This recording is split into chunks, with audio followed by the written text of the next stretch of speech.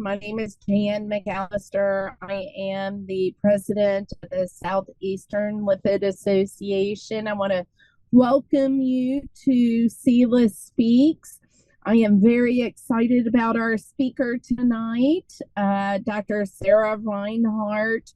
We're going to talk about cardiovascular imaging use to assess risk, and I have to say it is such an honor to introduce a big mentor of mine, someone that I have worked with who has really taught me a lot about imaging and assessing the cardiovascular risk of our patients.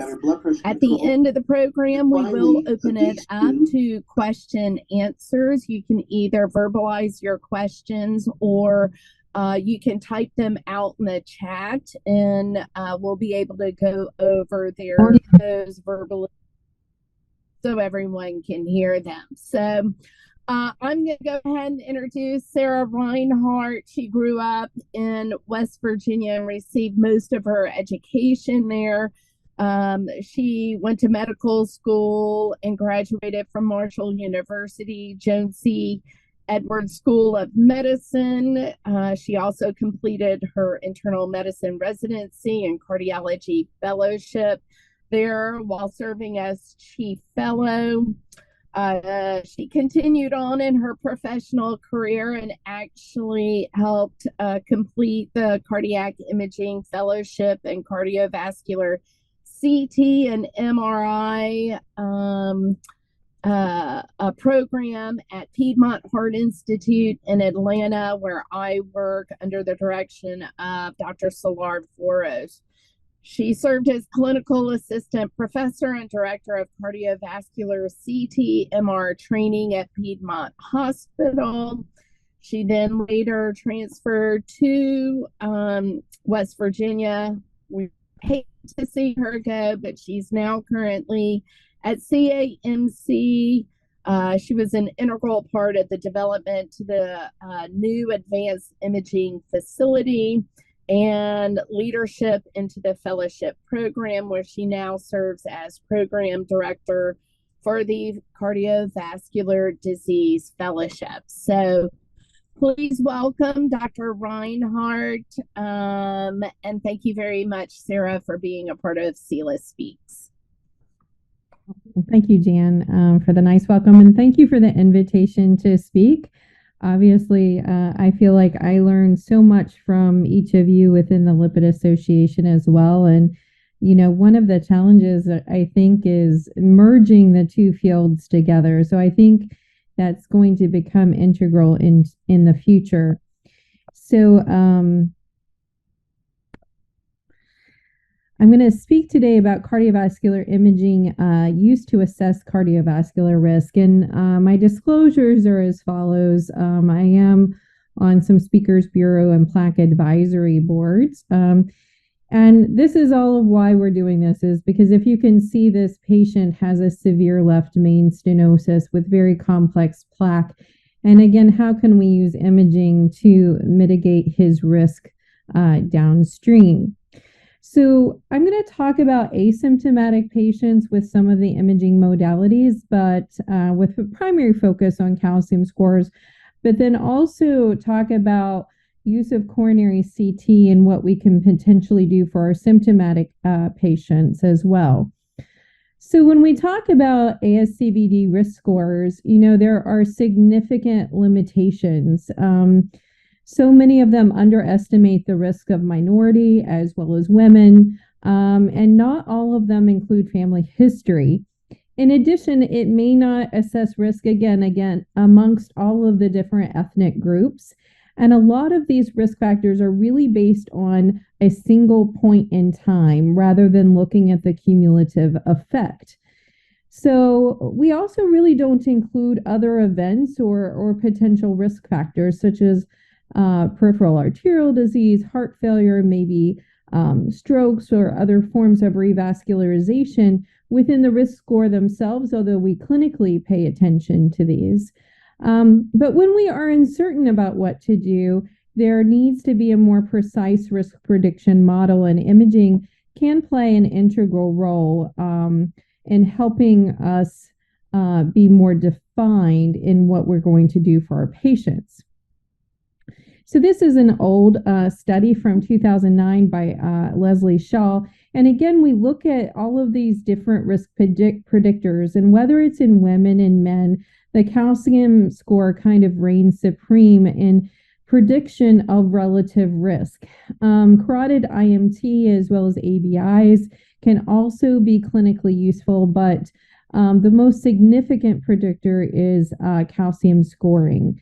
As we go forward, it's always important to look at what the guidelines are saying with the use of imaging. So sometimes I think the European guidelines state it most eloquently, but it really shows us that imaging can be used as a class 2A or 2B indication in patients with low to moderate risk. And it could be an arterial plaque burden, whether it be carotid or femoral, or potentially using calcium scores. So the first thing we're going to be talking about is carotid IMT. And when you look at carotid IMT, you can see the wall of the lumen, but an abnormal carotid IMT, it's very subtle, and it's such a small amount of number that it can lead to some variability, which is why a lot of places don't use it. But if you learn it and do it well, it can be a very effective means for diagnosing early plaque burden. And I think especially, I'm going to show a couple studies in the pediatric population. I think it has a pivotal role. So when we talk about carotid IMT, it's a very simple, non-invasive test using B-mode ultrasound, and there's no radiation. Again, it could be within your office, and it is a definite predictor of potential cerebrovascular as well as cardiovascular events. However, despite this predictability, it remains somewhat unclear if it is useful in identifying subclinical disease in clinical practice. In 2010, it was given a class 2A indication by the AHA for assessment of risk in intermediate risk asymptomatic patients. However, there has been, there's different proponents and different opponents, so to speak, for carotid IMT. And you can use either the internal or the common carotid artery, and you can look at maximum or minimal thicknesses. But again, part of the problem is guidelines on how to measure it may vary by even country. And although it can be predictable for future events, when you add it on top of traditional risk prediction models, it really didn't significantly improve the performance. So therefore, in 2013, they really did not recommend it in clinical practice for risk assessment. So when you look at that risk assessment working group, it's currently not recommended. However, there's always the caveat, if you don't have that appropriate CT scanner where you can do the calcium score and you want to have something for your patients, this is still a viable option for you. I mention this because when you look at some of the pediatric risk assessments, and I got a couple of these slides from the Foundations course, we have seen strong correlations when we're looking at risk factors and severity of atherosclerosis. And what I want to point out is a lot of these pediatric studies have really used femoral and carotid IMT for these patients. And what you can see is whenever you have a higher LDL in those young teenagers, it was independently associated with a greater thickness on IMT. And again, when you look at even 30 milligrams increase in non-HDL, it could lead to equivalent of 2 years of vascular aging. So we can get very valuable information from these without offering higher risk from radiation. So I think, again, pediatric population, this could be extremely beneficial. So ABI is another alternative. It's very effective. However, it takes a lot of disease to actually lead to an abnormal ABI. So it's always important to know how to appropriately do this. And again, it's always the highest of the lower extremity blood pressures. It is divided by the highest of the brachial blood pressures. And this is always a cardiology board question. How do you do this truly? So an ABI of less than 0.9 is consistent with PAD and increased risk of events. And obviously, once you have PAD, your risk increases substantially. But yet, when we look at things, ABI as well as the carotid IMT, again, don't match the risk prediction that the calcium score will do. So let's talk about the calcium scores a little bit more in detail. So when you're looking at calcium score, I kind of talk about this as the mammogram of the heart or the colonoscopy of the heart, because we really need a screening tool that's effective. And you're actually identifying a calcified plaque within the heart arteries. So it's subclinical coronary atherosclerosis because it's meant to be in asymptomatic patients. So if a positive calcium score scan establishes the diagnosis of disease, it's really only appropriate in those with no known coronary artery disease. And when we look at the appropriate use, again, this was prior to a lot of the ASCVD risk scores. We used intermediate Framingham scores who were asymptomatic with no known disease. But again, like I always say, family history trumps everything. So when you look at this appropriate use criteria, even if they were low risk patients, if they had a family history of premature disease, it is considered appropriate to do a calcium score on these patients.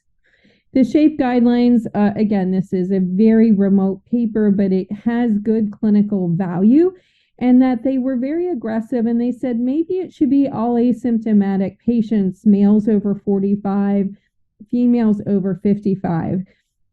But again, if you have a strong family history, some people are arguing these lower ages may be more effective, or you could think about 10 years prior to that onset of disease in your first degree relative.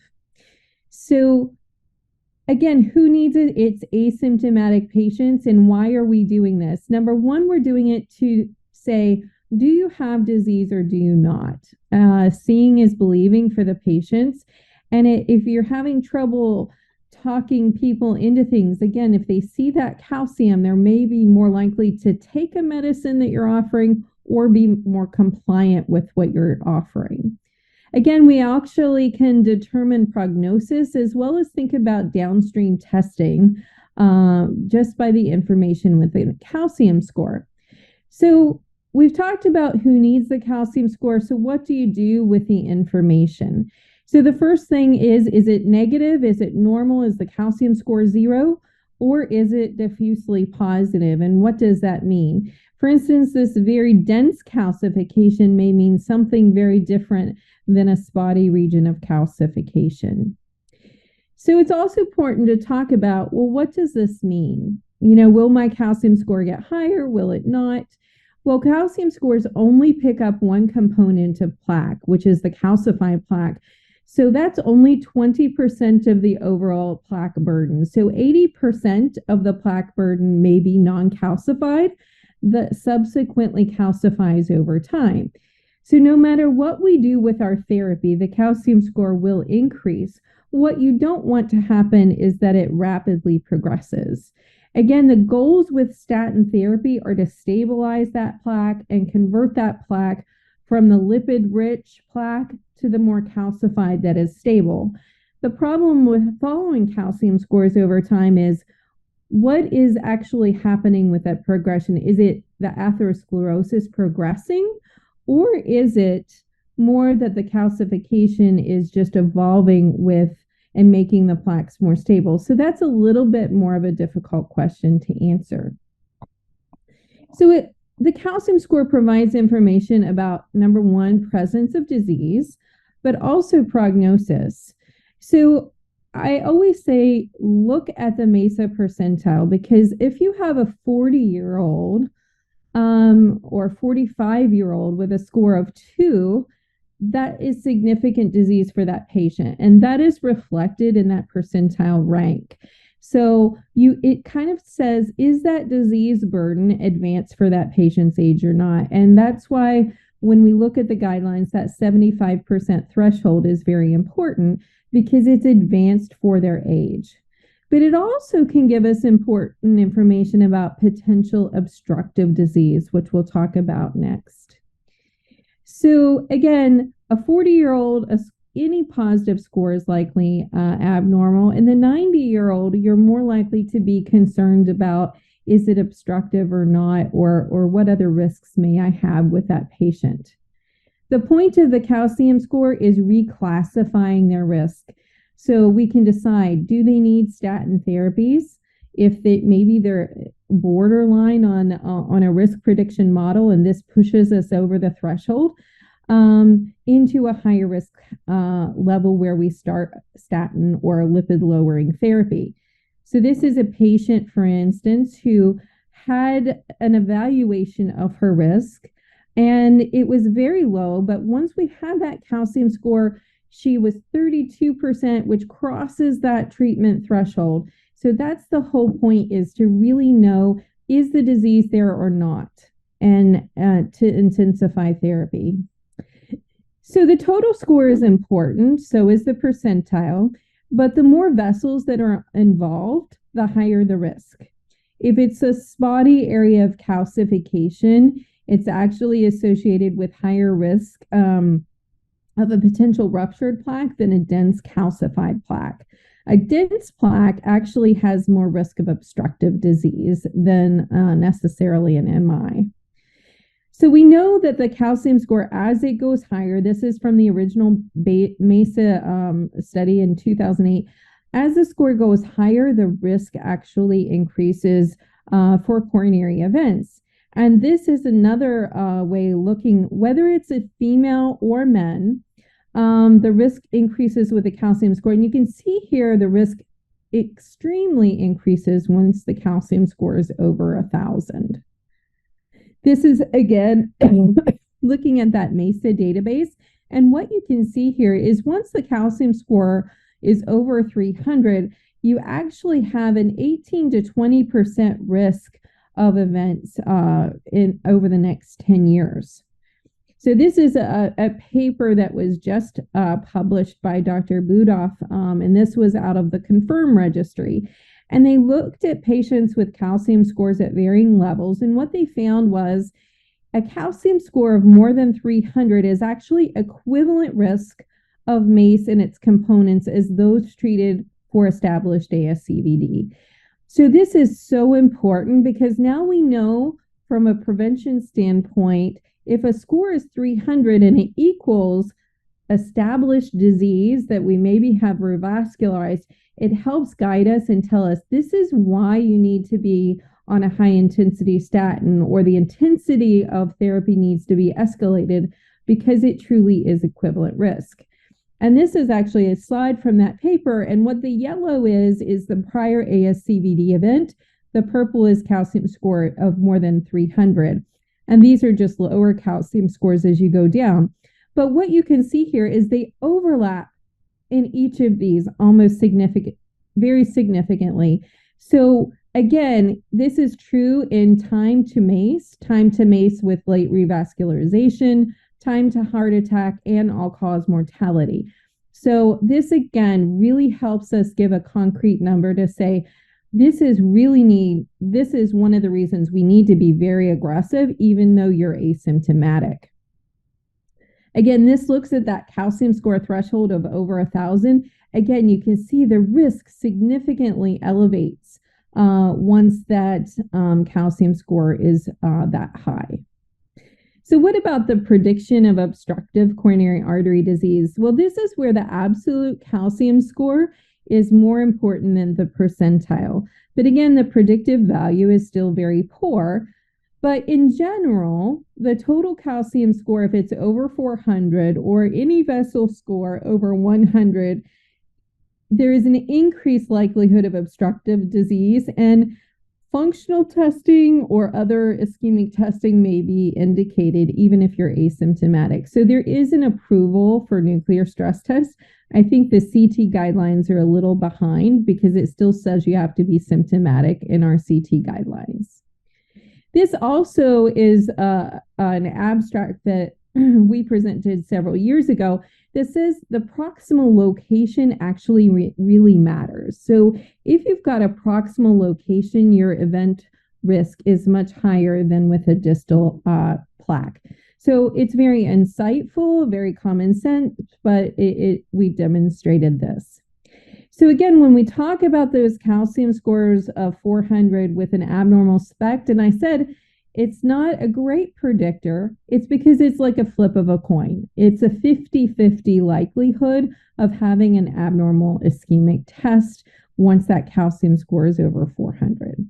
But again, very important with diabetics and maybe elderly people or females who present differently with more anginal equivalent symptoms.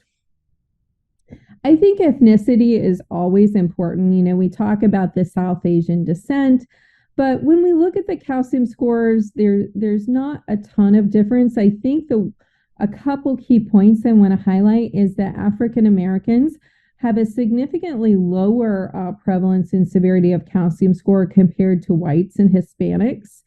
But the important thing is, although there were risk factor differences between the ethnicities, it didn't really explain the variability of calcium. But what did show was that the calcium score predicted events over and over above traditional risk factors, regardless of what the ethnicity was. So again, I think that's a very clinical, important point. And again, calcium score is really the strongest risk enhancement over different traditional findings.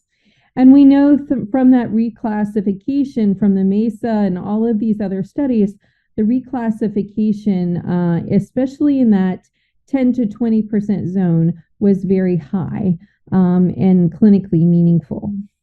So I think this is where we go to the guidelines and why we say calcium score of more than 100 units is clinically important. So when we look at that large MESA database and we looked at, there were several heart events, about 250 some events that occurred. Those with any coronary calcium on their study accounted for 79% of the events. But 50% of these occurred in 21% of the patients with calcium scores more than 100.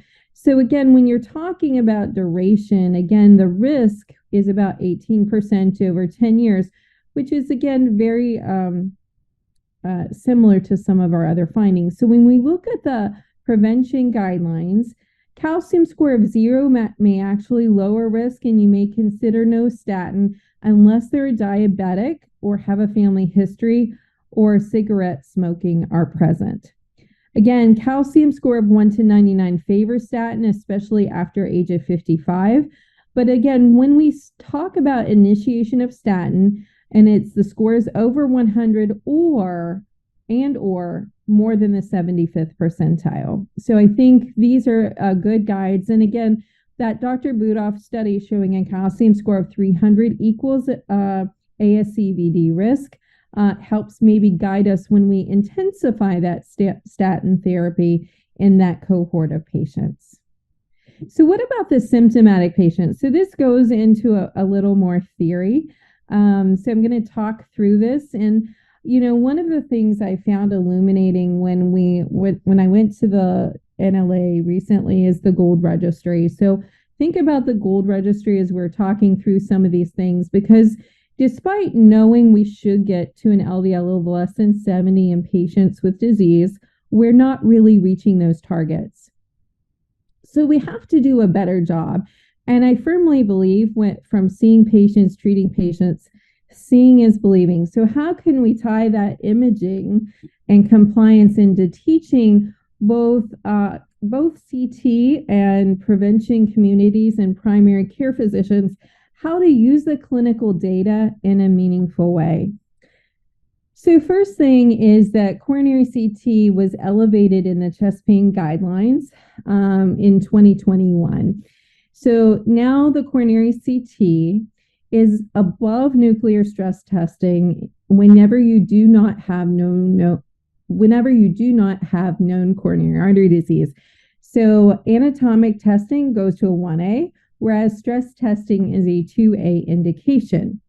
And why is this? It's because we diagnose the coronary artery disease regardless of whether it's the severity of the disease. So we're picking up on mild disease, we're starting appropriate therapy. We're taking informed action. So it stratifies patient risk and it guides treatment decisions, whereas stress testing only really estimates risk to the patient. So the other thing the Chesapeake guidelines did is they changed the definition of coronary artery disease. So previously we talked about coronary artery disease as being more than 50% or more than 70% stenosis. So anything that was less than 50% was considered no coronary artery disease, whereas the moderate or severe was considered to be coronary artery disease. But the new definition now includes the entire spectrum of non-obstructive and obstructive coronary artery plaque. So again, it's changing the threshold for how we diagnose it and probably will intensify therapy in a preventive manner going forward. So when we look at Scott Hart and why the coronary CT was elevated, it's because we actually showed that we started aspirin and statins earlier because we saw the disease and it improved 5-year mortality. So when we look at these 2021 guidelines, it's really focusing a lot on prevention therapy. So even in the non-obstructive disease, we're intensifying preventive strategies, and we're optimizing GDMT and obstructive disease. So when we look at CAD-RADS, it's very important to understand what that means. So it's very similar to lung RADS for lung nodules or the mammogram studies, in that the higher the score, the more significant the blockage. So again, minimal disease is a CAD-RADS of 1, mild disease is a CAD-RADS of 2. What I want to focus on is anything that's moderate or higher is a CAD-RADS 3, 4, or 5. The reason for that is important is they recommend aggressive preventive therapy whenever they cross that CAD-RADS 3 category. So we can always look at the stenosis, but we can also look at the type of plaque. There's non-calcified, partially calcified, calcified. Again, this is a high-risk plaque with very low attenuation, but spotty calcification as well.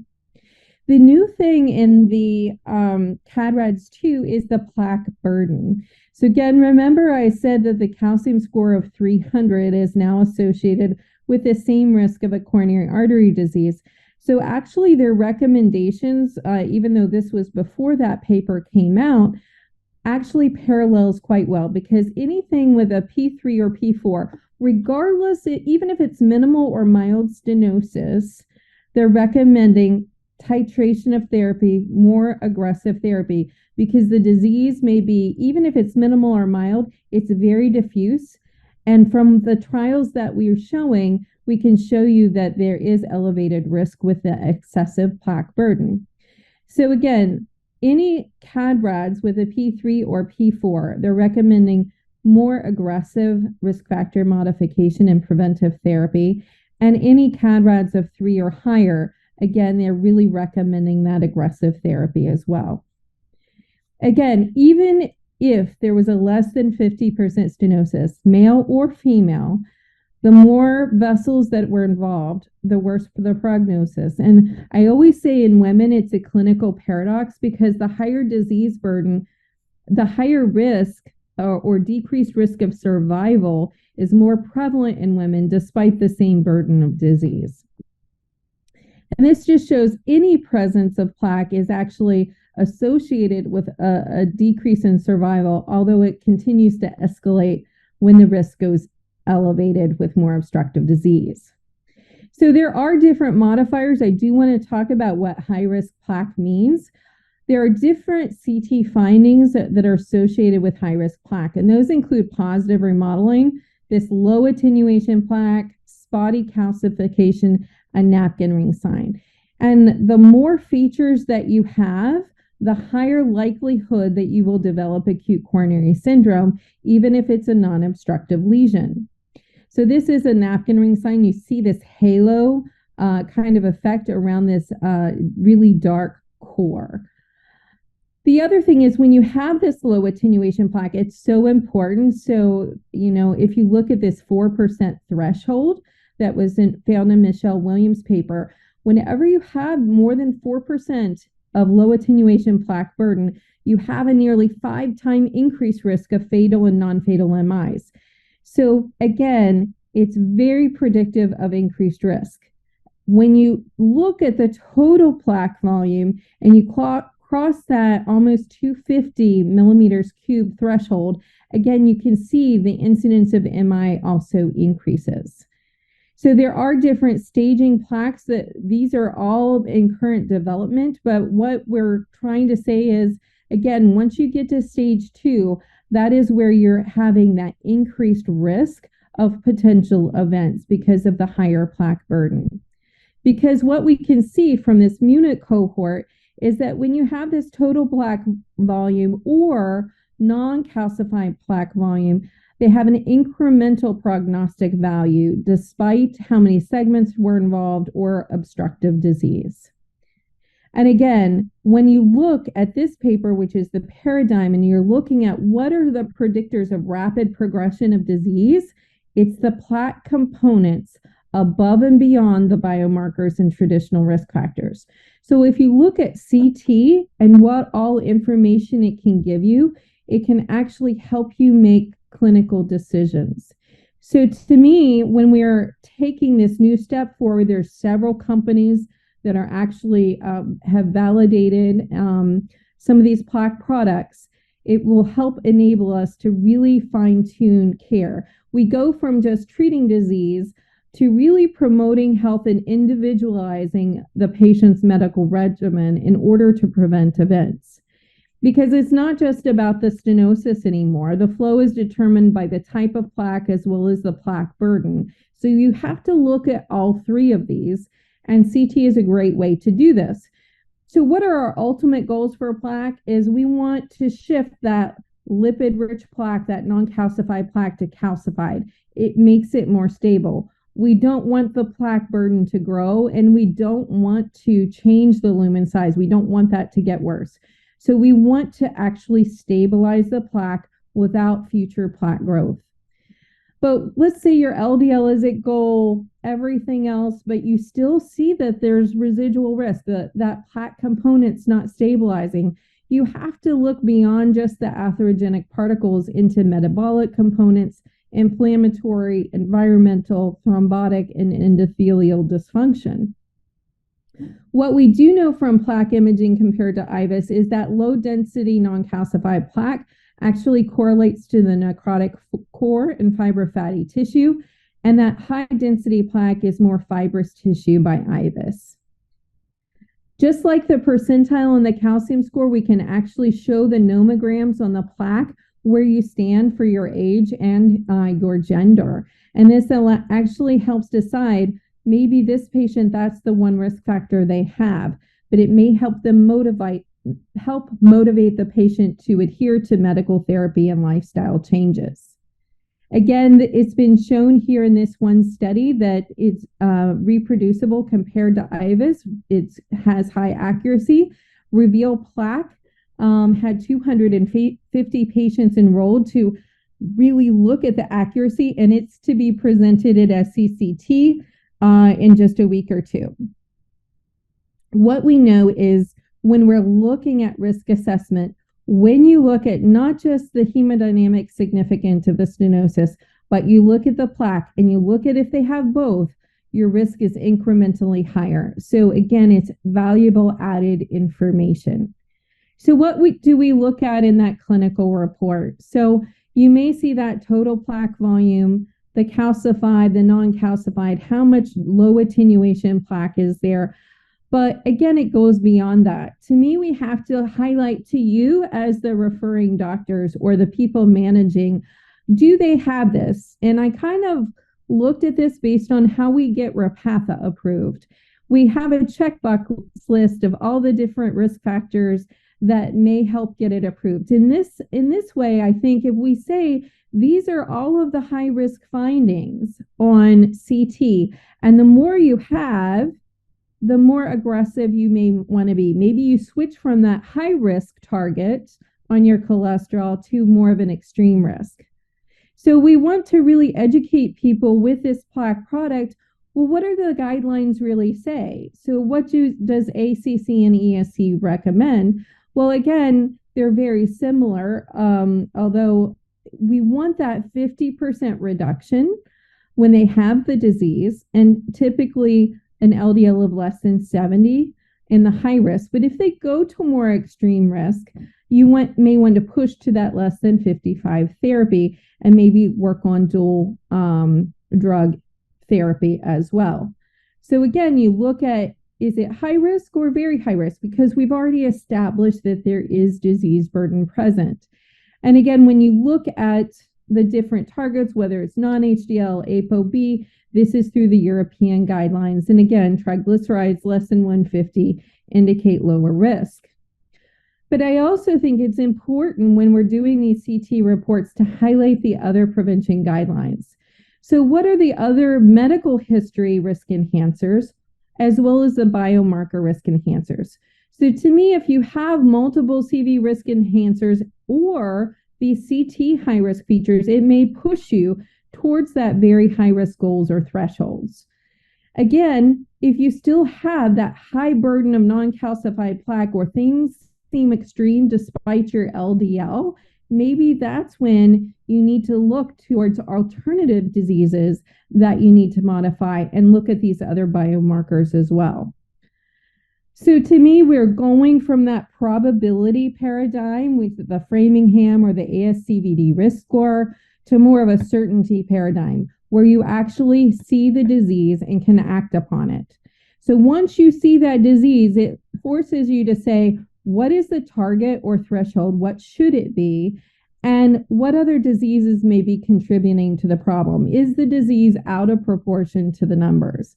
So we've kind of looked at an iceberg, and sometimes we're just seeing the tip of the iceberg and we think about LDL, but there's all of these other particles we need to pay attention to. But also we can't forget the inflammatory disease, the metabolic, the environmental, the endothelial dysfunction, and the thrombosis. Because as we know, there are now all these other additional therapies that are showing improved cardiac outcomes across the board. So we can't just focus on just atherogenesis with lipid lowering, but look at the complete patient picture. So what future clinical evidence? We talked about REVEAL plaque that says this plaque is actually accurate. This will be completed in July at the FSCCT meeting. This is DECODE, which I was a part of as well. I was a part of both of these trials, that we actually use the CT plaque to see if we would risk stratify the patient's therapy. And this will also be presented at FSCCT. So I just want to do one case to just show you an example. And this is a patient who's 51 years old. He had multiple risk factors. And what I'm going to show you, he's only on Crestor 10, but his LDL is 172. So he probably has a heterozygous FH and he wasn't placed on the right statin dose to begin with. So again, you look at, he probably should have been in this category and started on a high intensity therapy. But he also has family history. He has a persistent elevated LDL. I would say we may want to check for these other markers in this patient. But if you just look at the calcium score, it was 3, it's 59%. Again, he's symptomatic now, so you don't go by that. But would the calcium score have changed your decision? Maybe, maybe not. But when you take a look at this patient's coronary CT, you now see this long lesion that's moderate to severely stenosed with positive remodeling. And again, what you see is even though the FFR, which is showing no lesion-specific ischemia, the delta or the change from the FFR proximal to distal is actually worrisome. And you can see this, how it drops from 0.98 to 0.85 and again becomes more significant distal. And this is likely from the type of plaque as well as from the proximal location. So again, his plaque volume was only the 30th percentile, but what you're going to see is, number one, it's all non-calcified, but also it has that low attenuation plaque that's high burden. So is this something you don't want to be very aggressive with? No, you want to be very aggressive because, like I told you before, with that low attenuation plaque, you have a 5-time increased risk of fatal and non-fatal heart attacks. So these are his numbers. His LDL is 172 on Crestor 10. So we added aspirin. He likely has heterozygous FH. We intensified his statin, and we actually wanted to do combined therapy with that amount of disease and also assess for Lp(a). Because we know with combined therapy, again, this patient came in with chest pain, that there may be a benefit to adding Zetia, which is shown in the improvement trial to offer some clinical benefit, but also with the PCSK9 inhibitors with both the FOURIER and Odyssey outcomes trial. And this patient is actually, I just want to show you one point on this, is this patient's on excellent medications. He's on Repatha, he's on Crestor. This was before his stent. It really doesn't look like bad disease. It looks primarily calcified. It looks just minimal stenosis. But look at this. Despite all of this, he has a stage 2 plaque, and 86% of that plaque is non-calcified. And this is despite an LDL of 15. So his A1C is 7.2. So again, what we recommended is perhaps checking a CRP level on him and using certain drugs that minimize risk, whether it's SGLT2 inhibitors or probably more the GLP-1 agonist. So again, it's how we can actually, your picture says one thing, but the plaque components can really identify higher levels of risk. So I hope this was helpful to you, and we can have some questions now.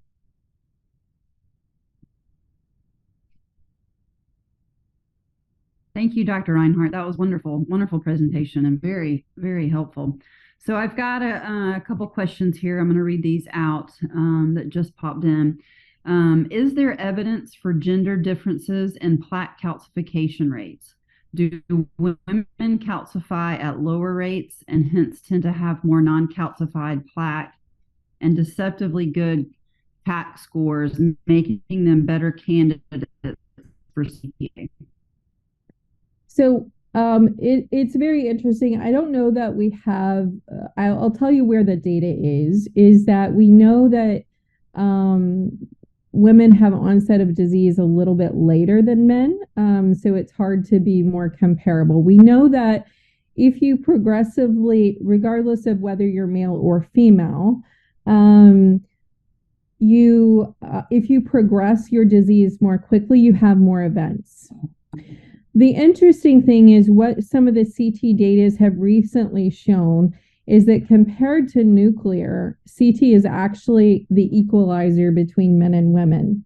So it's because, again, we present differently, that when you use CT, you actually identify the disease at an earlier stage and start the appropriate therapy much earlier. So we're actually seeing better outcomes with that. The other thing that the chest pain guidelines did is they actually broadened the utility of using anginal equivalent symptoms such as shortness of breath. So more women are getting the test in an earlier stage. So with nuclear, there was a disparity in outcomes between men and women. It's actually equalizing more with the use of CT. So I hope that answers some of the questions on the gender differences. Great, thank you. And one question, I assume most everywhere, I think as far as compatible rates for pay out of pocket for calcium scores, it's usually about $100 for patients. Is that around what you're seeing at in your location? Yeah, so I think when I was in Atlanta, again, it was less than 100. It depends on where you are. It's 75 here where I am. We just lowered the price because our patients can't have more difficulty affording them. So, but probably somewhere between 75 and $125, I would say, across the nation. That's probably your average price range. Wonderful, wonderful. Do we have any other questions? Does anybody else have any questions they want to add in quickly before we adjourn? Give this a few seconds and let me see if we have any other questions.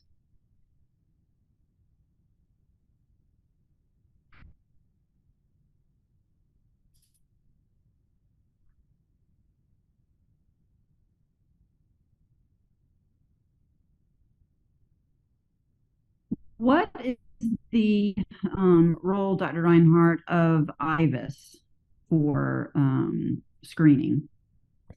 So IVUS is, despite all of the evidence with IVUS, it's an invasive procedure you can only do in the cath lab, right? So it's still the gold standard for evaluation of plaque, but not many people are going to do IVUS to guide preventive therapy. So, despite, we look at Greg Stone's trials with IVUS, they were very impressive, but how do you clinically implement that on an outpatient basis, right? So that's why on CT, it's something that it's non-invasive, and we compare those plaque characteristics. And now with the advancement in artificial intelligence, it's become very reproducible and realistic. When I started my research trials, it was very painstaking and difficult. But this is why using a non-invasive modality that's now on a class 1A indication, where you can add potential plaque analysis on board, it is so critical, because it's in a study that it's an add-on that they can do off of any coronary CT that's been done. So I think we just have to show that the products are very accurate. And, so far there has been good accuracy with them. And there are new codes for the use of plaque. But I think this is the upcoming field. And I think it truly is a way of how we can take pictures on a clinically performed scan to really tailor our therapy on an individualized basis, to really help intensify, to minimize that residual risk downstream. Understood. Another question we have: why do some patients with untreated FH at age 50 have CT calcium scores of 0? I think the lipid specialist makes better than I do on that. Sometimes it's shocking to me, right? I have a 40-year-old in my practice who, had just had a stent, and she was, very minimal symptoms, but she had some, right? So I think it has to do with all of your other genetics. Do you have that Lp(a)? Are your other risk factors helping, other healthy lifestyles helping mitigate it? It's really one component out of many. But either way, it does significantly elevate your risk. But, I don't know if a lipid, I know a lot about lipids, but I'm not the expert in the room on that. Understood. And we've got one more question real quick we'll take here. The role that over-the-counter therapy has with coronary artery calcium. So essentially, like the over-the-counter therapy, it just is a weak statin per se. So again, to really see a reduction in events, you need a significant reduction. So if you have calcium score that's significant, you want a 50% reduction. You're not going to get there with a... Sorry, Dr. Rinehart. Huh? Right. Sorry, the question is about optical tomography. I apologize. I said over-the-counter therapy. But the significance of optical coherence tomography. Oh, OCT. Oh, okay. So I thought you said over-the-counter therapy. So say that question one more time. My apologies. OCT. Any role for optical coherence tomography? Mm-hmm. So I think again, OCT is used in the cath lab. You're going to see plaque rupture versus erosion a little bit more effectively. But again, it's the same problem that you have with IVUS in that it's an invasive procedure. So most interventionalists use it more to size the stent and look for a culprit lesion rather than to look for evidence of disease to titrate therapy per se. So they're using it to maybe look for coronary dissection versus erosion versus a plaque rupture, and to size the stent and implant their revascularization strategies more effectively. Again, whenever you have an invasive procedure, these patients, if they're getting OCT, for instance, they're going to have probably need revascularized. So they're going to qualify as ASCVD and need elevated risk. Again, from my standpoint, where I am right now, they don't really talk about the type of plaque on IVUS as much. If you're in an advanced academic center, they may. But it's really to guide their treatment strategies, not our preventive strategies. But I think, again, working collectively as a team to relay that information more effectively will all help us downstream mitigate risk effectively. Thank you. And we've got just a couple more minutes for one more question.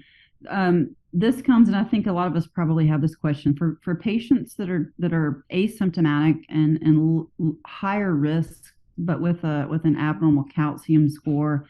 Is there a role to go forward in doing a CTA to evaluate and differentiate the soft versus calcified plaque? Technically, by the appropriate use criteria, the answer is no, right? So you should be symptomatic to have a coronary CT. There are some facilities like at Piedmont where I was, people could pay out of pocket for a coronary CT. I think we had the price down to $500, for instance. So some people may want to do that if they want to be really aggressive and know that answer, but there's nothing that says it's appropriate in the guidelines for an asymptomatic patient to have a coronary CT. I think that, when you talk about where things are going with all this plaque assessment, I think that's the goal that some people are trying to talk about. So there's just one company that says, plaque is all that matters. It should be the same as a colonoscopy, things like that. I just don't think we're there yet. I think, again, if we focus on how to use the technology in our symptomatic patients, maybe eventually it'll come to that, but we're just not there yet. Okay. Well, thank you, Dr. Rinehart. I'm going to end there with questions. Thank you, everybody, for participating tonight. And again, Dr. Rinehart, thank you for such a wonderful presentation. Thank you.